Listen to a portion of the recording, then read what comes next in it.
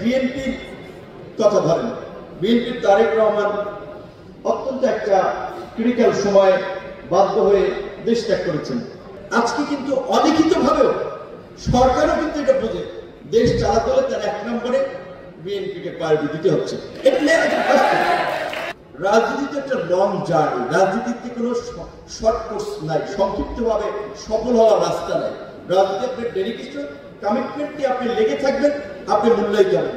তাই আজকে বিএনপির কথা ধরেন, বিএনপির তারেক রহমান অত্যন্ত একটা ক্রিটিক্যাল সময় বাধ্য হয়ে দেশ ত্যাগ করেছেন।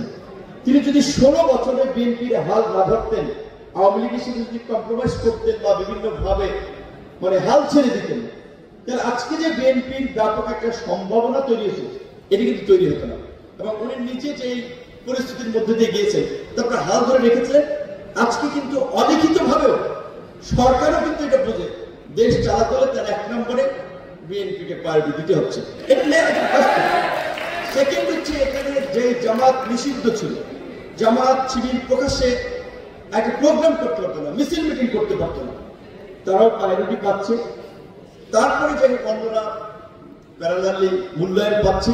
সো এইটা বলছি যে এই সংক্ষিপ্ত সময়ে আক্ষেপের কিছু নাই যে আমরা এই সময় পেলাম না বা এই সময় মূল্যায়নটা পেলাম না। রাজনীতি যদি আপনি লেগে থাকেন, ওই যে বলছি যে রাজপথে ঘাম এবং রক্ত কখনো বেইমানি করে না, শুধু তারা মূল্যায়ন পাবে না। জুলাই থেকে আজ, জুলাইয়ে যে আমাদের স্পিরিট এবং আকাঙ্ক্ষা ছিল, এটা আপনারা সবাই জানেন।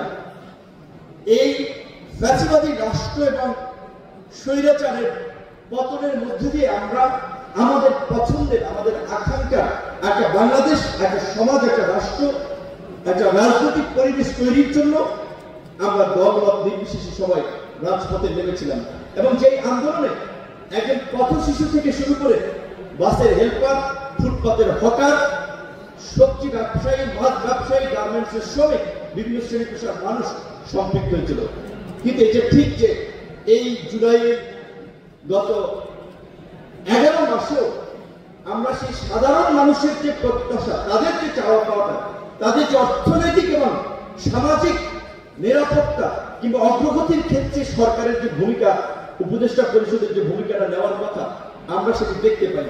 সহজ হিসেবে আমি মিলাতে চাই, এই দেশের রিক্সাওয়ালা, শ্রমিক, খেটে খাওয়া মানুষ অসুস্থ হয়ে যে চিকিৎসা নিতে হবে ঢাকা মেডিকেলে, জেলা পর্যায়ে জেলার হসপিটালগুলোতে, সরকার দ্বিকক্ষ বিশিষ্ট সংসদ করবে, একই ব্যক্তি দুইবারের বেশি প্রধানমন্ত্রী থাকতে পারবে না, এই ধরনের অনেক সংস্কার আছে। কিন্তু মানুষের যে প্রাত্যহিক এবং সাধারণ খেটে খাওয়া মানুষের সামনে যে দৃশ্যমান কিছু পরিবর্তনের সুযোগ এই সরকারের ছিল, সেটি আমরা খুব বেশি সরকারকে দেখতে পাই নাই। যে আমরা হসপিটালগুলোতে যদি হয়তো যে এই পরিস্থিতির পরে বাংলাদেশের হসপিটালগুলোর অন্যরকমের পরিস্থিতি, ডাক্তাররা কেয়ার দিচ্ছে, মানুষ যাওয়া মাত্রই ভর্তি হতে পারছে, চিকিৎসা পাচ্ছে, সেটাতে পরিস্থিতি কিন্তু আমরা দেখতে পাচ্ছি না। আমরা যদি দেখতাম সরকারি অফিস আদালতগুলোতে আপনি যেমন কাস্টমার কেয়ারে ফোন দিলে তারা বলে, বলুন স্যার কিভাবে আপনাকে সহায়তা করতে পারি, ওইভাবে ইউনো, ওসি, ডিসি, এসপিরা যদি জনগণের প্রতি সম্মান দেখায় বলতো, স্যার বলেন আপনার জন্য কি করতে পারি। কারণ তো পিপল সার্ভেন্ট, তারা জনগণের সেবক, তারা জনগণের মালিক না।